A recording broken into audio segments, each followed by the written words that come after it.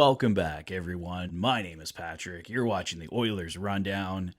Well, it was a pretty slow, sad first day of the draft for the NHL last night. Nothing too exciting happening for the Edmonton Oilers.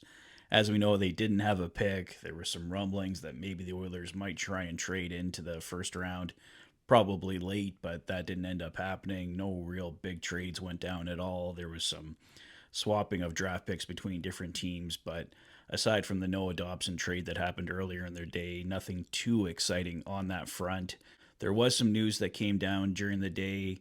The Oilers look like they're in the clear on the Evander Kane LTIR situation with the new CBA going through here and that LTIR loophole being fixed going forward. It doesn't sound like the league will be pursuing anything further against the Edmonton Oilers, so good to hear that there's no penalty there. And of course, Evander Kane is now a member of the Vancouver Canucks, so that may have played into that role as well. There's been a lot of talk with Brock Boeser on Oilers now. I don't know how realistic it is. There's been talk, I think, from insider David Pagnotta connecting Brock Boeser to the Edmonton Oilers as well. I would absolutely love to land Boeser. I think he'd be a fantastic addition to the Oilers' top six.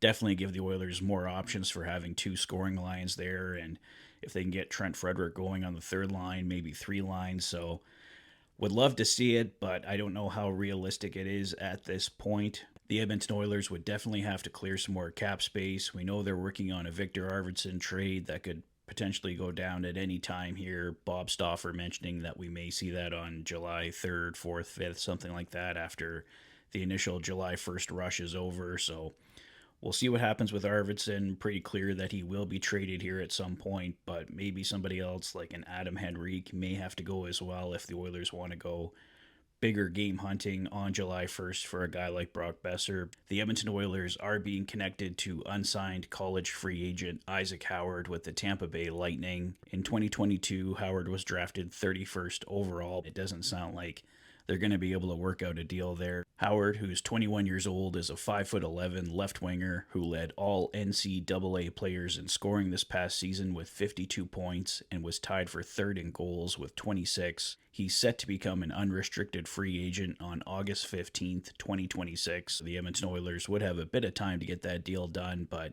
still critical to get it done. He'd be a fantastic prospect for the Edmonton Oilers to add, and the Oilers desperately need more guys here, so we'll see what happens. No matter what, Howard looks like he's going to play another year in the NCAA, so it would be a while before he joined the Oilers organization, but if they can make a trade, get him signed, that would be another fantastic prospect for this team. The big news this morning for Edmonton Oilers fans, one of the bigger trade pieces that the Edmonton Oilers have been linked to, Anaheim Ducks goaltender John Gibson, is officially off the trade block.